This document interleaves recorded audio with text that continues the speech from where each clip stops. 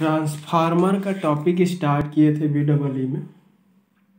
आज देखते हैं ट्रांसफार्मर का कंस्ट्रक्शन हो गया है, वर्किंग प्रिंसिपल भी हो चुका है, ट्रांसफॉर्मेशन रेशियो, EMF इक्वेशन सारा चीज़ देख लिए हैं। लॉसेस के बारे में हमने देख लिया। आज हम देखते हैं ट्रांसफार्मर की इफ़िशियंसी के बारे में, इफ़िशियंसी ऑफ ट्रांसफार्मर। ठीक है, इफ़िशियंसी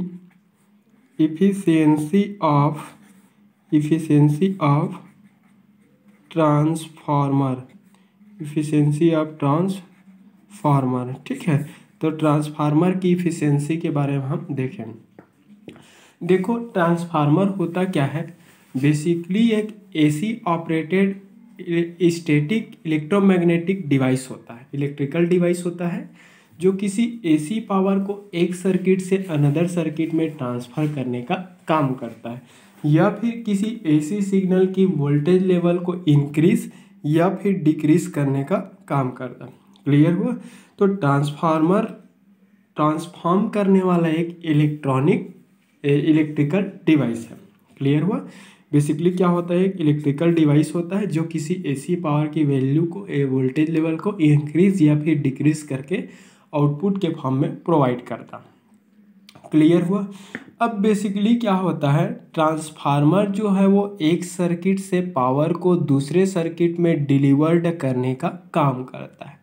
तो क्या होता है, ट्रांसफार्मर में जब हम इनपुट के फॉर्म में AC पावर अप्लाई करते हैं तो उस AC पावर को ट्रांसफार्मर रिसीव करता है और इलेक्ट्रोमैग्नेटिक इंडक्शन के म्यूचुअल इंडक्शन फिनोमेना के थ्रू वो आपके लोड में ही क्या कर देता है, वो डिलीवर कर देता है। क्लियर हुआ? तो हमने जितने अमाउंट में उसमें इनपुट के फॉर्म में जो सिग्नल, इनपुट के फॉर्म में जो हमने इनपुट पावर के फॉर्म में जो सिग्नल अप्लाई किया, वो पूरे का पूरे जो सिग्नल है वो आउटपुट के फॉर्म में कंप्लीटली कन्वर्ट नहीं हो पाता, ट्रांसफ़र नहीं हो पाता। मतलब किसी भी ट्रांसफार्मर में अगर इनपुट पावर को देखेंगे और इनपुट और आउटपुट पावर है, उसकी वैल्यू कभी भी इक्वल नहीं होगा। समझ में आया? दैट मीन्स क्या हुआ कि इनपुट में जितना AC पावर हम उसमें अप्लाई कर रहे हैं वो पूरे के पूरे जो AC पावर है आउटपुट के फॉर्म में ट्रांसफ़र नहीं हो पाता। तो क्या होता है, उसमें कुछ अमाउंट में जो पावर है वो हीट के फॉर्म में या फिर किसी अनदर लॉसेस के फॉर्म में क्या हो जाता है, वो डिस्ट्रॉय हो जाता है। दैट मीन्स कभी भी इनपुट जो है और आउटपुट जो पावर है उसकी वैल्यू है वो इक्वल नहीं होता।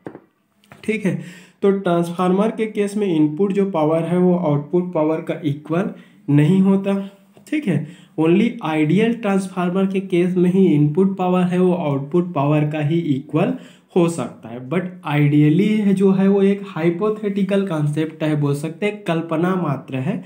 मतलब पूरा जितने अमाउंट में पावर हम उसमें इनपुट के फॉर्म में अप्लाई कर रहे हैं वो पूरे का पूरे जो पावर है वहाँ पर आउटपुट के फॉर्म में डिलीवर नहीं हो पाता। ठीक है, तो इनपुट से आउटपुट में ट्रांसफ़र होने के दौरान क्या होता है, अप्लाइड इनपुट AC पावर का कुछ न कुछ अमाउंट में जो पावर है वो हीट के फॉर्म में क्या हो जाता है, डिस्ट्रॉय हो जाता है, लॉस हो जाता है, और उस लॉसेस होने के कारण इनपुट और आउटपुट पावर है वो इक्वल नहीं हो पाता। क्लियर हुआ? तो किसी भी ट्रांसफार्मर की इफ़िशियंसी को हम ईटा से रिप्रेजेंट करते हैं। And efficiency of transformer is represented by eta, and it will be ratio of output power to the input power. It will be ratio of output power to the input power. किसी transformer के जो output power और उस transformer के input power का जो ratio है, उस रेशियो को हम क्या बोलते हैं, उसकी इफिशियंसी बोलते हैं। Output power to the input power का जो रेशियो है वो क्या होता है, हमेशा ट्रांसफार्मर की इफिशियंसी होता है। तो मैथमेटिकली किसी ट्रांसफार्मर की इफिशियंसी को हम किससे रिप्रेजेंट करते हैं, ईटा से रिप्रेजेंट करते हैं। और ईटा से रिप्रेजेंट करते हैं तो क्या होता है, eta equal to output power divided by क्या होता है, इनपुट पावर। अगर आउटपुट पावर को हम अगर P0 से डिनोट करें, इनपुट पावर को PI से डिनोट करें, तो eta will be equal to P0 divided by PI। ठीक है, तो ईटा जो होंगे वो आउटपुट पावर टू दी क्या होगा, इनपुट पावर होगा। अब हमने अभी बताया कि कोई भी ट्रांसफार्मर है वो आइडियल नहीं हो सकता। अप्लाइड इनपुट एसी पावर का कुछ न कुछ अमाउंट में जो पावर है उस सर्किट के कोर में आयरन लॉसेस के फॉर्म में डिस्ट्रॉय हो जाता है, या फिर कुछ अमाउंट में इनपुट पावर का कुछ पोर्शन है उसके कॉपर वाइंडिंग में क्या होता है, हीट के फॉर्म में डिसिपेट हो जाता है, लॉस हो। तो लॉसेस होने के कारण आउटपुट और इनपुट है उसकी पावर की वैल्यू है वो इक्वल नहीं हो पाता। Always P I not equal to P naught, मतलब इनपुट जो पावर है वो आउटपुट पावर का इक्वल नहीं होता।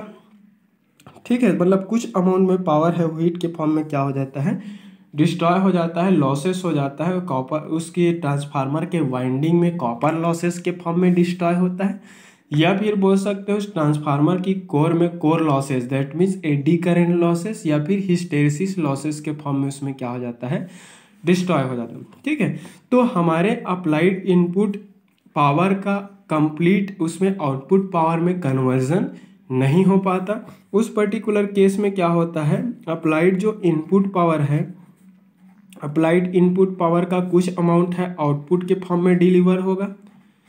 अप्लाइड इनपुट पावर है उसका आउटपुट एसी पावर के आउटपुट पावर के फॉर्म में डिलीवर होंगे, और उसमें से कुछ अमाउंट में जो पावर है कॉपर लॉसेस या फिर बोल सकते हैं कोर लॉसेस के फॉर्म में क्या हो जाता है, उस ट्रांसफार्मर के अंदर डिस्ट्रॉय हो जाता है। दैट मीन्स उस अमाउंट के पावर का इनपुट से आउटपुट के फॉर्म में कन्वर्जन नहीं हो पाता। तो कुछ अमाउंट का जो पावर है वाइंडिंग में कॉपर लॉसेस के फॉर्म में डिस्ट्रॉय हो गए, या फिर बोल सकते हो उस ट्रांसफार्मर के कोर में कोर लॉसेस के फॉर्म में क्या हो जाता है, डिस्ट्रॉय हो जाता है। इसी कारण इनपुट पावर की जो वैल्यू है वो आउटपुट पावर का इक्वल नहीं हो पाता। तो इनपुट पावर इक्वल टू क्या हो जाएगा, आउटपुट पावर प्लस क्या होंगे, लॉसेस होंगे। क्लियर हुआ। इस इनपुट पावर की वैल्यू को अगर मैं इस ऊपर वाले एक्सप्रेशन पे अगर रख दूं, मान लिया जाए, तो क्या लिख सकते हैं, efficiency again eta equal to क्या हो जाएगा, आउटपुट पावर डिवाइडेड बाय क्या हो जाएंगे, आउटपुट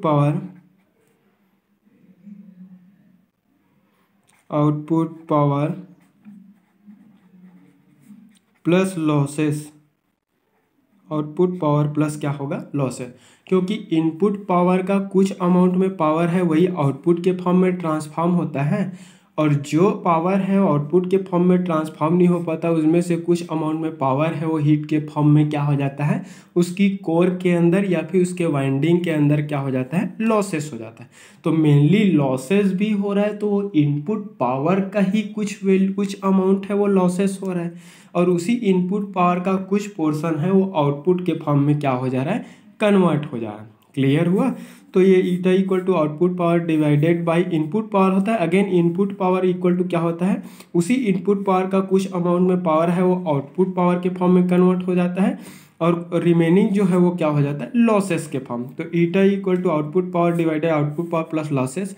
अगर हम अगेन ईटा को शो करें आउटपुट पावर, तो आउटपुट पावर इक्वल टू क्या हो जाएगा, आउटपुट पावर को अगर मैथमेटिकली अगर रिप्रेजेंट करें, तो मैथमेटिकली अगर रिप्रेजेंट करेंगे तो क्या हो जाएगा, अगर आउटपुट जो है वो सेकेंडरी होता है, तो secondary current into secondary winding voltage into cos of phi S, secondary winding पर पावर फैक्टर। तो ये आपका आउटपुट पावर हो जाएगा V S into I S into cos of phi S. Phi S क्या है, सेकेंडरी वाइंडिंग पे voltage और उस सेकेंडरी वाइंडिंग पे फ्लो होने वाले करंट के बीच का फेस एंगल।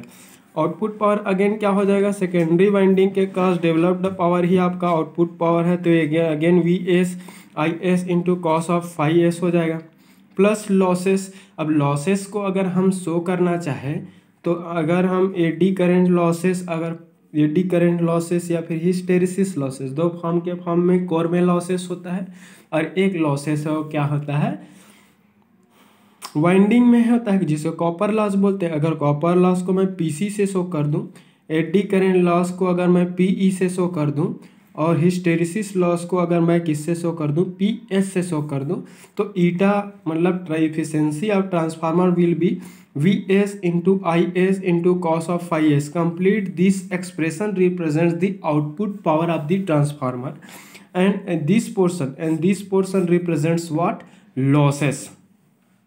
ठीक है। This portion represents what losses, P C is again copper loss, ठीक है, P is again eddy current loss, P H is again hysteresis loss. तो copper loss, eddy current loss, hysteresis loss and summation of all this losses makes complete losses of transformer, ठीक है, जिसमें से PC जो है copper loss है और ये जो लॉसेस है वो ट्रांसफार्मर के वाइंडिंग में उसके इंटरनल रेजिस्टिव प्रॉपर्टी के कारण जो अपीयर होता है वही है। पीई एडी करंट लॉसेस है, क्या होता है, प्राइमरी वाइंडिंग पे जनरेटेड जो फ्लक्स है उस मैग्नेटिक कोर का फॉलो करते हुए सेकेंडरी वाइंडिंग को लिंक करता है, बट प्राइमरी वाइंडिंग से जनरेटेड फ्लक्स का कुछ अमाउंट में जो फ्लक्स जो रहता है उस कोर आयरन स्टील जो शीट्स जो रहता है, कोर जो मटेरियल है उस कोर मटेरियल के शीट्स को भी क्या कर देता है, लिंक कर देता है। तो कोर मटेरियल के शीट्स को फ्लक्स लिंकेज होने के कारण उस कोर के अंदर एक ईएमएफ प्रोड्यूस हो जाता है और उस प्रोड्यूस्ड ईएमएफ के कारण उसमें कोर में एक करंट का फ्लो सर्कुलेशन होने लगता है, करंट का फ्लो होने लगता है। एक्चुअल में जो फ्लक्स उस कोर को लिंकेज किया उस लिंकिंग फ्लक्स का कोई यूटिलाइजेशन नहीं हो पाता, इस कारण उसे हम क्या बोलते हैं, लॉसेस कंसिडर कर। तो एडी करंट और ये हिस्टेरिसिस जो लॉसेस होता है, आप मेरे लॉसेस वाला वीडियो लेक्चर देखें, ट्रांसफार्मर की लॉसेस है, उसमें सारे चीज़ को मैं डिटेल में स्टडी किए हैं हम और डिस्कस किए थे कि कौन सा पैरामीटर किस किस चीज़ पर डिपेंड करता है।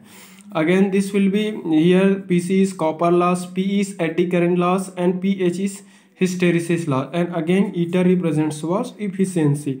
तो ये हो जाएगा वी एस, ये आई एस इंटू क्या हो जाएगा कॉस ऑफ फाई एस, और ये हो जाएगा again V S I S into cos of phi S plus P C plus P E plus P H into percentage में शो करना है तो ये क्या होगा 100% से मल्टीप्लाई कर।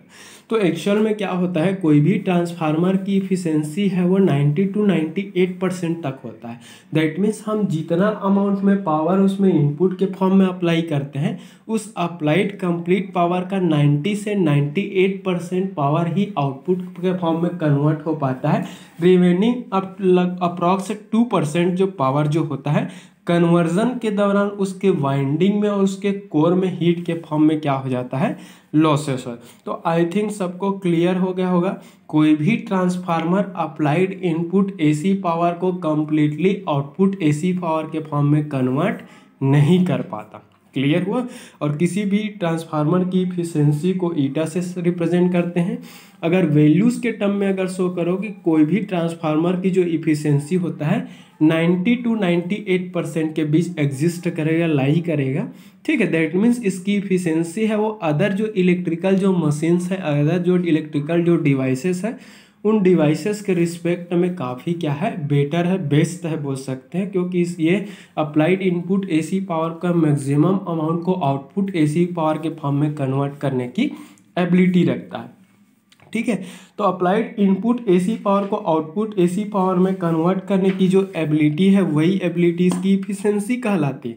और इस इफिशियंसी को मैथमेटिकली ईटा से रिप्रेजेंट करते हैं। This will be what output power to the input power, again eta will be P naught divided by P I. तो आई थिंक सबको ट्रांसफार्मर क्लियर हो गया होगा। बेसिकली ट्रांसफार्मर है वो फैराडे के इलेक्ट्रोमैग्नेटिक इंडक्शन फिनोमेना के अंतर्गत म्यूचुअल इंडक्शन फिनोमेना पर बेस्ड है। तो हमने ट्रांसफार्मर देखा, ट्रांसफार्मर का क्लासिफिकेशन देखा, ट्रांसफार्मर की कंस्ट्रक्शन हमने देखे, ट्रांसफार्मर की ईएमएफ इक्वेशन भी देखे, ट्रांसफार्मर का हमने लॉसेस देखा, और लॉसेस देखने के बाद हमने क्या किया, आज हमने ट्रांसफार्मर की इफिशियंसी को डिस्कस किया। आपके सिलेबस के अकॉर्डिंग मैं सफिशेंट, मोर देन सफिशेंट, आपका ज़रूरत से ज़्यादा मैं ले रहा हूँ। अब थोड़ा सा डिस्कस कर लेते हैं कि एक्चुअल में ट्रांसफार्मर का यूज़ कहाँ पर होता है, यूज़ और एप्लीकेशन बोल सकते हैं। देखो, एक तो ट्रांसफार्मर का यूज़ है वो आपका पावर ट्रांसफार्मर की तरह भी यूज़ होगा। कहाँ पर, इलेक्ट्रिक पावर जो जनरेशन जो सेंटर जो है, विद्युत उत्पादन जो केंद्र है वहाँ पर ट्रांसमिशन के लिए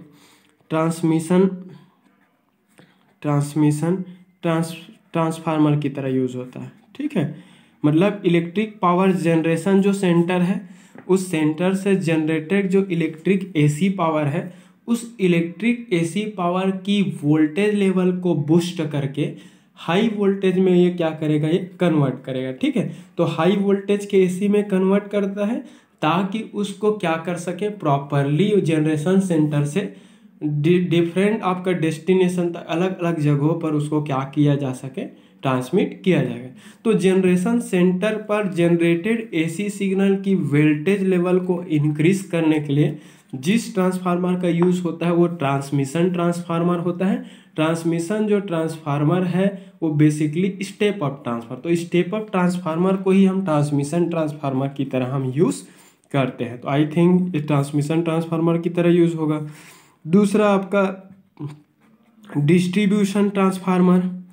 डिस्ट्रीब्यूशन ट्रांसफार्मर, अब हमने उसको ट्रांसमिट कर दिया, ट्रांसमिटेड एसी सिग्नल है, एसी पावर है, उसकी voltage level kilo volt range का होता है, 11 kilo volt, 22 kilo volt, 33, 66 kilo volt, इस टाइप से रेटिंग का रहता है। तो किलो वोल्ट रेटिंग का रहता है, वेरी लार्ज वोल्टेज वैल्यू का रहता है। तो उस लार्ज वोल्टेज वैल्यू की जो आपका ट्रांसमिटेड एसी वोल्टेज सिग्नल है उसकी वोल्टेज लेवल को क्या करता है, डाउन करता है, डाउन करता है अप टू 440 वोल्ट। ठीक है, तो 440 वोल्ट के रेंज में उसको क्या करता है, स्टेप डाउन किया जाता है, और 440 वोल्ट के रेंज में उसको स्टेप डाउन करके क्या किया जाता है, ट्रांसमिट डिस्ट्रीब्यूट कर दिया जाता है। तो डिस्ट्रीब्यूशन सेंटर में महानगरों में, नगरों में, गली मोहल्ले में जो आपका डोमेस्टिक और कमर्शियल पर्पस के लिए जो सप्लाई है, तो 11 किलो वोल्ट तो यूज़ नहीं करोगे, उसे 440 वोल्ट में कन्वर्ट करना पड़ेगा। तो डिस्ट्रीब्यूशन ट्रांसफार्मर की तरह यूज़ होता है, जो 11 kilo volt, 22 kilo volt, 33 kilo volt, 66 kilo volt, 110 kilo volt, इस पर्टिकुलर हायर वोल्टेज की जो एसी सिग्नल है उसको स्टेप डाउन करके 440 वोल्ट के एसी में कन्वर्ट करने के लिए एक डिस्ट्रीब्यूशन ट्रांसफार्मर की तरह भी यूज़ किया। डिस्ट्रीब्यूशन ट्रांसफार्मर की तरह जो ट्रांसफार्मर यूज़ होता है वो क्या है, स्टेप डाउन ट्रांसफार्मर। क्लियर हुआ। अब अगला अपन का क्या है, transformer is used for impedance matching purpose. Impedance matching purpose. ठीक है, तो इम्पीडेंस मैचिंग की बात हमने कई बार किया है। ठीक है, इम्पीडेंस मैचिंग की जो फिनोमेना है उसको जनरली हम मैक्सिमम पावर ट्रांसफर थ्योरम के थ्रू हम डील करते हैं। तो मैक्सिमम पावर ट्रांसफर थ्योरम क्या बोलता है कि किसी भी सर्किट में या फिर किसी भी सोर्स से लोड में पावर का ट्रांसफर मैक्सिमम अमाउंट में तभी होगा जब उस सर्किट के सोर्स इम्पीडेंस की वैल्यू सर्किट के लोड इम्पीडेंस से क्या होना चाहिए, इक्वल होना। तो सोर्स इम्पीडेंस की वैल्यू लोड इम्पीडेंस का जब तक इक्वल नहीं होंगे तब तक इम्पीडेंस मैचिंग की फिनोमेना नहीं मिलेगा, और जब तक इम्पीडेंस मैचिंग की फिनोमेना नहीं होंगे तब तक पावर है वो सोर्स से लोड में ट्रांसफर नहीं होंगे। तो ट्रांसफार्मर का यूज हम इम्पीडेंस मैचिंग पर्पस के लिए भी यूज होते हैं, जिसमें हम डिफरेंट इलेक्ट्रॉनिक सर्किट के अलग अलग स्टेजेस को कपल करने के लिए यूज होते हैं। It is used for coupling purpose. ठीक है, used for coupling of stages of different electronic circuit. ठीक है, तो डिफरेंट इलेक्ट्रॉनिक जो सर्किट्स हैं, डिफरेंट इलेक्ट्रॉनिक सर्किट्स की जो स्टेजेस हैं वो स्टेजेस को कपल करने के लिए, कनेक्ट करने के लिए ट्रांसफार्मर का यूज़ करते हैं, जिससे हम क्या बोलते हैं, इम्पीडेंस मैचिंग ट्रांसफार्मर बोलते हैं। और जनरली इम्पीडेंस मैचिंग ट्रांसफार्मर है उसकी टर्न जो रेशियो क्या होती है, 1:1। दैट मीन्स क्या बोल सकते हैं, इसकी प्राइमरी वाइंडिंग पे number of turns and secondary winding पे नंबर ऑफ टर्न्स दोनों की वैल्यू क्या रहता है, सेम। नंबर ऑफ टर्न्स की वैल्यू अगर प्राइमरी वाइंडिंग पे 100 टर्न्स है तो सेकेंडरी वाइंडिंग पे भी 100 टर्न्स होंगे। तो सेकेंडरी टू प्राइमरी का रेशियो बनाओगे तो 1:1। तो इम्पीडेंस मैचिंग पर्पस के लिए भी यूज होता है, जिससे ट्रांसफार्मर का यूज करके हम एम्पलीफायर जो स्टेजेस है या फिर डिफरेंट इलेक्ट्रॉनिक जो सर्किट्स की स्टेजेस हैं उसको क्या करते हैं, कपल करते हैं, कनेक्ट करते हैं, ताकि एक सर्किट का पावर है कंप्लीटली मैक्सिमम अमाउंट में दूसरे सर्किट में क्या हो सके, डिलीवर्ड हो सके। क्लियर हुआ। तो ये यूज है ट्रांसमिशन के लिए। ये ट्रांसमिशन ट्रांसफार्मर जनरेशन सेंटर से जनरेटर से एसी सिग्नल की वोल्टेज वैल्यू को हायर वोल्टेज लेवल में बूस्ट करने के लिए यूज होता है। दूसरा है आपका डिस्ट्रीब्यूशन ट्रांसफार्मर, ट्रांसमीटर जो सिग्नल है उसकी वोल्टेज लेवल है किलो वोल्ट रेटिंग में रहता है, उसको लोअर वोल्टेज में कन्वर्ट करने के लिए जिस ट्रांसफार्मर का यूज करते हैं वो डिस्ट्रीब्यूशन ट्रांसफार्मर होता है। हमारे डिफरेंट इलेक्ट्रॉनिक सर्किट्स हैं, डिफरेंट इलेक्ट्रॉनिक सर्किट्स में एम्पलीफायर सर्किटेस या फिर डिफरेंट स्टेजेस को आपस में कनेक्ट करने के लिए इस हम किसकी तरह यूज़ करके इम्पीडेंस मैचिंग ट्रांसफार्मर की तरह यूज़ करते हैं। ठीक, इसकी रेशियो क्या होती है, 1 रेशियो। तो ये डिफरेंट एप्लीकेशन और डिफरेंट आपका टेलीविज़न रिसीवर्स हो गया, satellite TV receiver, radio receiver circuits हो गया, जितने भी हमारा होम अप्लायंस है सारे जगह पे क्या होता है और ट्रांसफार्मर का यूज़ करते हैं। क्लियर हुआ। अब ये है, मैं थोड़ा सा एक चीज़ आप लोग को बता देना चाहिए था एप्लीकेशन, मैं थोड़ा सा स्टेप अप स्टेप डाउन की कॉन्सेप्ट को बता देता हूँ। मैंने on the basis of output AC voltage के बेस पर हमने 2 टाइप का ट्रांसफार्मर बताया था। एक को हम स्टेप अप बोला था, step up transformer, step up transformer. ठीक है, तो स्टेप अप ट्रांसफार्मर क्या होता है, बेसिकली ऐसा ट्रांसफार्मर होता है जो लो एसी वोल्टेज को हाई एसी वोल्टेज में क्या करता है, कन्वर्ट करता है। तो ऐसा ट्रांसफार्मर जो लो एसी वोल्टेज की वैल्यू को हाई एसी वोल्टेज में क्या करता है, कन्वर्ट करता है, ऐसे ट्रांसफार्मर को क्या बोलते हैं, स्टेप अप ट्रांसफार्मर कहते हैं। ठीक है, स्टेप अप बूस्ट करता है, किसको बूस्ट करेगा, strength of low amplitude AC signal to up to high AC voltage signal. Clear हुआ। तो लो एसी वोल्टेज सिग्नल को हाई एसी वोल्टेज में कन्वर्ट करने का जो काम करता है वो ट्रांसफार्मर क्या है, स्टेप अप ट्रांसफार्मर। ठीक है, तो ये क्या करेगा, अप्लाइड लो एसी वोल्टेज है, लो एसी वोल्टेज, उस लो एसी वोल्टेज सिग्नल को हाई एसी वोल्टेज में क्या करेगा, हाई एसी वोल्टेज में क्या करता है, कन्वर्ट। तो लो एसी वोल्टेज को हाई एसी वोल्टेज में कन्वर्ट करता है, ऐसे ट्रांसफार्मर को क्या बोलते हैं हम, स्टेप अप ट्रांसफार्मर कहते हैं। ठीक है, अब देखो होता क्या, हमने ट्रांसफॉर्मेशन रेशियो के डिनोट किया था, कहीं कहीं पर इसको स्मॉल एन से रिप्रेजेंट करते हैं। एंड ट्रांसफॉर्मेशन रेशियो के इक्वल टू क्या था, ratio of secondary winding turns to primary winding turn, ऐसा पढ़े थे हमने transformation ratio. And again N S by N P equal to हमने क्या बोला था, V S secondary winding voltage to primary winding voltage V P, N S by N P equal to V S by V P. Clear हुआ। तो अगर step up मतलब लो AC voltage को high में क्या कर देता है, कन्वर्ट कर देता है। तो सेकेंडरी वाइंडिंग वोल्टेज है वही आउटपुट वोल्टेज कहलाता है, प्राइमरी वाइंडिंग वोल्टेज है वो क्या कहलाता है, इनपुट वोल्टेज। ठीक है, तो अगर मैं secondary winding voltage V S की बात करूँ, वी एस ही आउटपुट वोल्टेज है, वी एस इक्वल टू अगर हम बात करें तो क्या होगा, ये N S divided by N P और इन टू क्या होगा, वी पी। ये तो आप जितना वोल्टेज इनपुट के फॉर्म में उस ट्रांसफार्मर में अप्लाई करोगे वो वोल्टेज है primary winding voltage, N P primary winding turn. तो देखा जाए तो अगर सेकेंडरी वाइंडिंग वोल्टेज है वो सिर्फ और सिर्फ किस पर डिपेंड कर रहा है, इस पर। ठीक है, N S by N P के रेशियो पर, ट्रांसफॉर्मेशन रेशियो पर डिपेंड कर रहा है। तो अगर ट्रांसफॉर्मेशन रेशियो वी एस, इसको क्या लिख सकता हूँ मैं, के लिख देता हूँ इंटू वी पी। अब बताइए V S equal to K into V P हो रहा है, मतलब secondary winding voltage equal to transformation ratio या फिर इसी को टर्न रेशियो भी बोलते हैं, turn ratio into primary winding voltage. अब प्राइमरी वाइंडिंग आपने जितना भी दिया वो उतना ही रहेगा। अब देखो सेकेंडरी वाइंडिंग जो वोल्टेज है वो सिर्फ और सिर्फ टर्न रेशियो पर ही क्या कर रहा है, डिपेंड कर रहा है। तो अगर के की वैल्यू अगर बढ़ाओगे, अगर के की वैल्यू अगर 1 से ज़्यादा है, इफ़ के इज ग्रेटर देन 1, अगर के की वैल्यू 1 से ज़्यादा है तो वी एस की वैल्यू वी पी से क्या होंगे, ज़्यादा। और वी पी क्या है, प्राइमरी वाइंडिंग वोल्टेज है, primary winding voltage that means input voltage. तो ट्रांसफार्मर के जिस वाइंडिंग पे हम external input AC signal apply करते हैं उस वाइंडिंग को ट्रांसफार्मर का क्या बोलते हैं, प्राइमरी वाइंडिंग। तो अगर के टर्न रेशियो या फिर उस ट्रांसफॉर्मेशन रेशियो की वैल्यू अगर 1 से ज़्यादा है तो उस पर्टिकुलर केस में वी एस की वैल्यू है वो वी पी से क्या होगा, ज़्यादा होगा।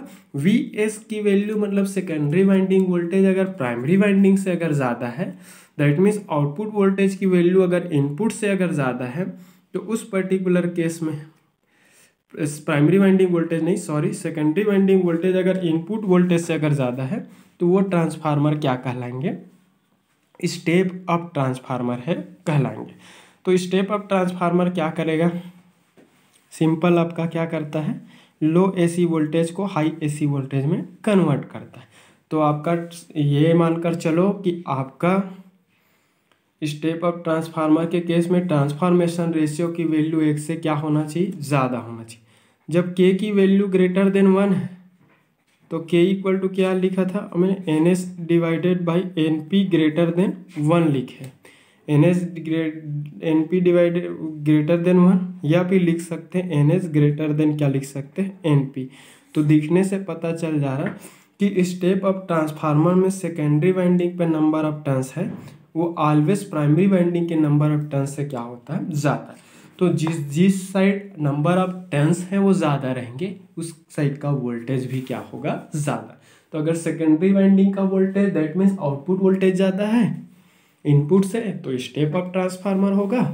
अगर आउटपुट जो वोल्टेज है वो इनपुट से अगर कम है तो वो क्या कहलाएंगे, स्टेप डाउन। तो स्टेप अप होने के लिए क्या होगा, सेकेंडरी वाइंडिंग पे टर्न है प्राइमरी वाइंडिंग के रिस्पेक्ट में क्या होना चाहिए, ज़्यादा होना चाहिए, या फिर N S by N P का रेशियो 1 से क्या होना चाहिए, ज़्यादा होना चाहिए, या दैट मीन्स के की वैल्यू 1 से ज़्यादा। ठीक है, चलो अब देखते हैं एक स्टेप डाउन ट्रांसफार्मर के बारे में। ठीक है, दूसरा है स्टेप डाउन ट्रांसफार्मर में turn ratio. Step down transformer actual में टर्न रेशियो का कॉन्सेप्ट है वो स्टेप अप और स्टेप डाउन के ही केस में होता है। स्टेप डाउन डाउन कर दे रहा है मतलब कम कर दे रहा है, तो हाई एसी वोल्टेज को जो लो एसी वोल्टेज में कन्वर्ट करता है उस ट्रांसफार्मर को क्या बोलते हैं, स्टेप डाउन ट्रांसफार्मर को। तो स्टेप डाउन ट्रांसफार्मर है वो क्या करेगा, हाई इनपुट एसी लेगा, हाई इनपुट एसी लेंगे और इस हाई इनपुट एसी को किस में कन्वर्ट करेगा, लो आउटपुट एसी में। हाई इनपुट एसी को लो आउटपुट एसी में कन्वर्ट। तो जो हाई इनपुट एसी को लो आउटपुट एसी में कन्वर्ट करता है उस पर्टिकुलर ट्रांसफार्मर को हम क्या बोलते हैं, स्टेप डाउन ट्रांसफार्मर बोलते हैं। ठीक है, अब स्टेप डाउन ट्रांसफार्मर के लिए क्या होगा, K equal to transformation ratio, it will be ratio of secondary number of turns at secondary winding to number of turns at primary winding. तो स्टेप डाउन ट्रांसफार्मर के केस में क्या होता है, इक्वल टू इसको क्या लिखते हैं हम, वी एस डिवाइडेड बाय क्या लिख सकते हैं, वी पी। वी एस है सेकेंडरी वाइंडिंग पे आपका वोल्टेज है जो कि आउटपुट वोल्टेज होता है, जिसको फाइनली हम क्या लिख सकते हैं, N S divided by N P into क्या लिख सकते हैं, V P. Again N S divided by N P equal to क्या लिख सकते हैं, के इंटू क्या होगा, वी पी। अब देखो ये एक्सप्रेशन है आउटपुट वोल्टेज और इनपुट वोल्टेज के बीच में रिलेशन को रिप्रेजेंट करने का, कि यहाँ पर ट्रांसफॉर्मेशन रेशियो है और ये जो रेशियो है basically number of turns at secondary winding to number of turns at primary winding. For step down transformer, for step down transformer value of K is always less than 1। K की value हमेशा क्या होगा, 1 से छोटा होता है। That means क्या लिख सकते हैं, के की वैल्यू जब 1 से छोटा है that means N S by N P, secondary winding पे नंबर ऑफ टर्न्स है वो प्राइमरी वाइंडिंग का रेशियो है वो 1 से कम होगा। दैट मीन्स क्या लिख सकते हैं, N S less than N P. मतलब क्या होगा कि सेकेंडरी वाइंडिंग पे जो नंबर ऑफ टर्न्स रहेंगे वो प्राइमरी वाइंडिंग पे नंबर ऑफ टर्न्स के रिस्पेक्ट में क्या रहेगा, कम रहेगा। तो सेकेंडरी वाइंडिंग पे नंबर ऑफ टर्न्स है इस कारण उसके क्रॉस डेवलप्ड वोल्टेज की वैल्यू भी क्या है, कम। ठीक है, तो जिधर नंबर ऑफ टर्न्स ज़्यादा है उधर वोल्टेज ज़्यादा होंगे, जिधर नंबर ऑफ टर्न्स है वो कम है उधर वोल्टेज की वैल्यू कम। तो अगर लो को हाई करे मतलब वो स्टेप अप हाई कर रहे हैं, हाई मतलब आउटपुट है, आउटपुट पे नंबर ऑफ टर्न्स क्या रहेगा, ज़्यादा है। तो जिधर हाई वोल्टेज ज़्यादा रहेगा उधर टर्न की संख्या भी क्या होंगे, ज़्यादा होंगे। ठीक है, तो लो को हाई किया मतलब सेकेंडरी वाइंडिंग पे नंबर ऑफ टर्न्स है वो ज़्यादा मिलेगा, सेकेंडरी वाइंडिंग पे नंबर ऑफ टर्न्स ज़्यादा है तो सेकेंडरी वाइंडिंग के क्रॉस डेवलप्ड वोल्टेज की वैल्यू भी क्या मिलेंगे, ज़्यादा। तो ये था step up and step down transformer. ठीक है, तो आई थिंक ये टर्न रेशियो की कॉन्सेप्ट और यूज सेक्शन क्लियर हो गया होगा, एफिशिएंसी। अब मेरे तरफ से ट्रांसफार्मर है वो कंप्लीट हो गया। नेक्स्ट अपन पढ़ेंगे डीसी मशीन्स के बारे में पढ़ेंगे। अगर वीडियो क्लियर हो तो लाइक करें, कमेंट करें, शेयर करें। Thank you.